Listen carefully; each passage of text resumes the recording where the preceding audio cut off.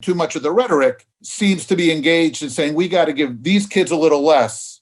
At the same time, we're giving those kids a little more. And that doesn't strike me as either moral or constructive.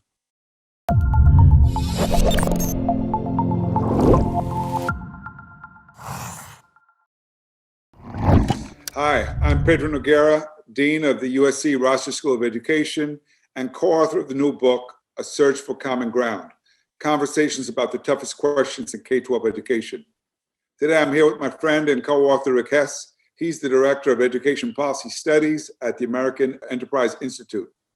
In this book, we try to make our way through some of the thorniest and most complex issues facing American education while offering sharp and honest debate that digs deep into our principal differences. Today, we're going to talk a little bit about the achievement gap. So, Rick, we know that we live in a country that until 1954 had racially separate schools.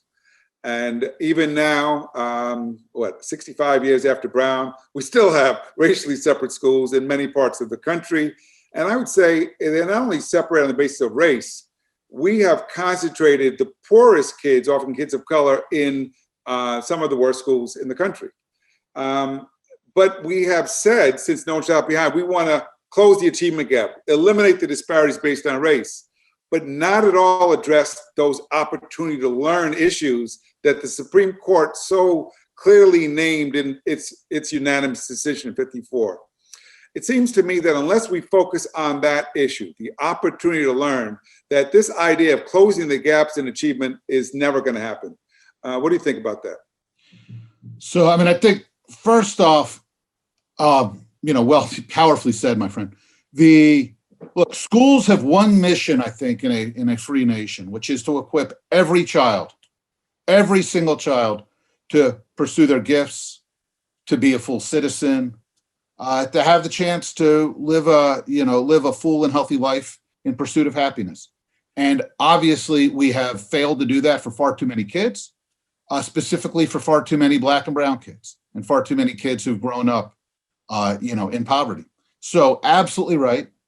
I think as soon as we kind of lay that statement out there, then the question becomes, what do we do about it? And so I'd love to hear, when you talk about opportunity to learn, say a bit more about how you think about opportunity to learn, pal. Yeah, I often think about Abington, Pennsylvania. Abington is a relatively affluent suburban district outside of Philadelphia, but it's diverse racially and socioeconomically. And it's one of few districts that I know of in the country that has consistently been closing these gaps in achievement.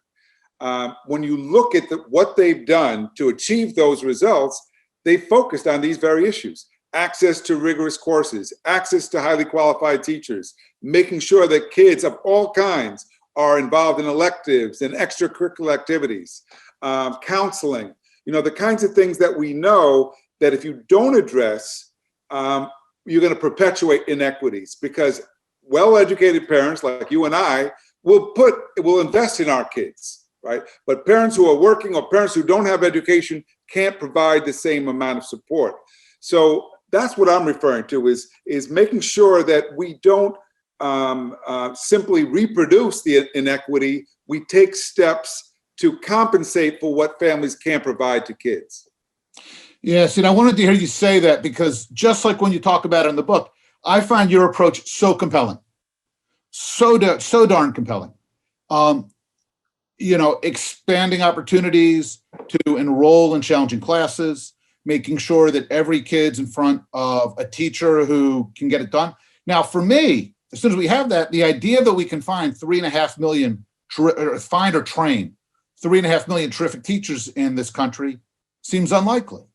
Now, that doesn't mean that what we should do is we should start rationing good teachers, which is what I fear kind of the conversation around equitable teacher distribution comes down to too often. It tells me that we need to rethink the shape of the teaching profession. That just like we don't expect cardiovascular surgeons to spend a whole lot of time pushing carts around hospitals, handing out pills and waving mops, we shouldn't expect life-changing teachers to spend a whole lot of time working at the copier or wrestling with recalcitrant software programs. So we need to get much more imaginative about how we solve these problems. But I love the way you set it out. And what's different about my reaction, what you've just sketched, versus some of the times where I feel like I'm more frustrated that we're getting stuck in a rabbit hole, is I don't hear you saying we've got to pull the rug out from under those kids who are doing okay.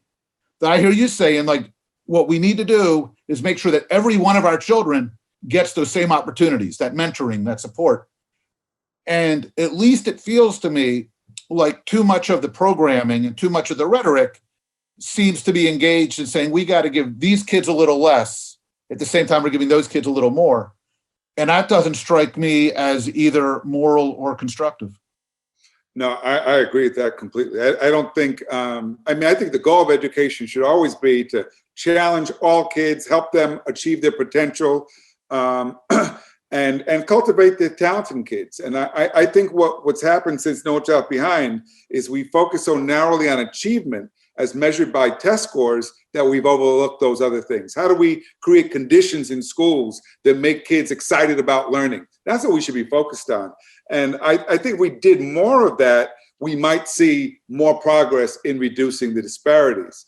But right now, I would say that the biggest obstacle to progress is our beliefs about kids and what we think they deserve. I remember visiting a school in DC several years ago, and this is a school which on paper seemed to be spending a lot of money on kids, some of the highest per pupil expenditure in the country, but very, very low achievement. It was a failing school. And I was asked to go and meet with the staff. And what struck me is they had so many administrators, but they'd staffed the school with inexperienced Teach for America teachers, none of whom knew how to teach reading. And the kids couldn't read. It's like such a mismatch between what the kids needed and where resources have been directed. And so I think that part of what's wrong is that we don't really carefully diagnose what do kids need to be successful and how do we get the resources in. And I think if we did a better job at that, and I'm hoping a new administration will come with a new lens and how to take on these issues, that maybe we might begin to make more progress as a nation. You know, a really interesting point here is you just touched on this kind of school spending point. And you and I see this a little differently. You know, reasonable people can look at the data. I think the evidence is pretty compelling if you look, for instance, at the Urban Institute's work, Urban Institute, respected center-left think tank, that in general, per pupil spending across the country is pretty even, without regard to race, or without regard to kids' income status. Now, it's fair to say some kids may need more dollars than other kids, and this doesn't account for that. But the idea that there's these massive systemic inequities, I think, is not a good explanation for the frustration. I do think there's real questions about how these dollars get spent, that too many dollars are being spent on administrative staff. We know that, for instance, non-instructional staff have outpaced student enrollment growth about 7-to-1 over the last half century. We have seen too much money, I think, spent on retirement benefits and healthcare, especially for retired employees. And these are dollars that are not going to current educators, or not going into kids' classrooms. So I think when we start talking about how do we tackle these challenges, I'm open to the possibility that we want to spend more money. But I first want to make sure we're spending the dollars we're spending responsibly and effectively. And I worry that too many of the places that where the most kids are getting shortchanged have not done a good job on that to date. Well, I think, we could probably debate that further, but where I think we have missed the boat as a nation is we simply expect schools to solve these problems by themselves. Because the inequities that kids face don't just exist in school. They're in the community. They're in access to housing, to food, to healthcare. And unless you start to address some of those issues, you can't expect schools by themselves to solve the problem of inequality in society. The countries that make more progress than us, and many Western countries do, don't expect schools to solve the problem of poverty. They say, you focus on education, we'll use other ways to address poverty through employment and housing, et cetera. And I think we've asked schools to solve problems that no school can solve on their own. And, we have kids out there who need eyeglasses, and schools have no means to get them eyeglasses. So there are basic needs that really do get in the way for some kids. And I don't think as a nation we've really tackled that at all. I think that's well said. And we get over there, we can have a whole bunch of interesting arguments about how to do that and how much role government should play. But, as we think about the pandemic, for instance, and access to computers and bandwidth and internet connectivity, your point is made every day. Millions of kids just don't have those resources to give them what they need to learn. It's not, and we can charge schools with that, but it's not an educational challenge. It's a question about how do we make sure kids have the tools they need to be able to learn. So point taken. I will say, though, that when we talk about schools should be expected to do their job, but should not be expected to solve every social ill, some of the conversations right now about racial reckoning, I get concerned about. If we're talking about the fact that there is obviously this racial history of the United States and histories of inequity, and how does that play out and how do we address it? But sometimes this language has been taken, especially in the canon of anti-racist education, to suggest that some of these behaviors, things like personal responsibility or learning to write effectively, or even things like logic and deduction, have been pilloried as white, as racist traits.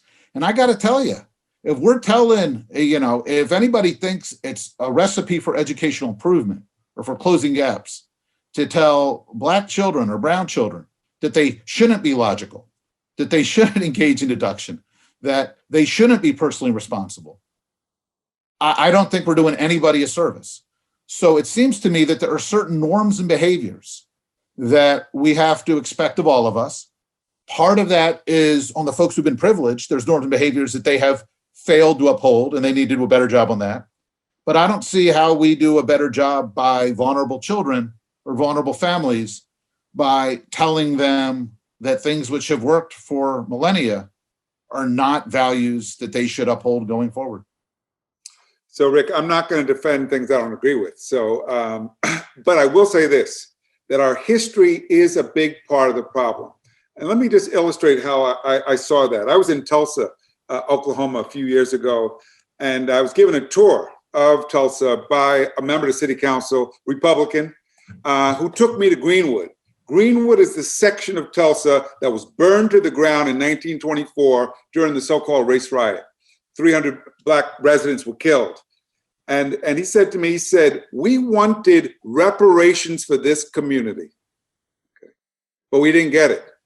Instead, what we got were preschool and community schools. He says it's not enough, given what was happened to this community, but it's a step in the right direction. What was interesting to me about what he was telling me is an acknowledgement of historic wrongs that have been done and a recognition that education could play a role in correcting them. That, to me, is the direction we need to move in. The two of us clearly have a lot more to say on this topic, but unfortunately, we're out of time. If you're interested in hearing more, please check out our new book, A Search for Common Ground, Conversations about the Toughest Questions in K-12 Education.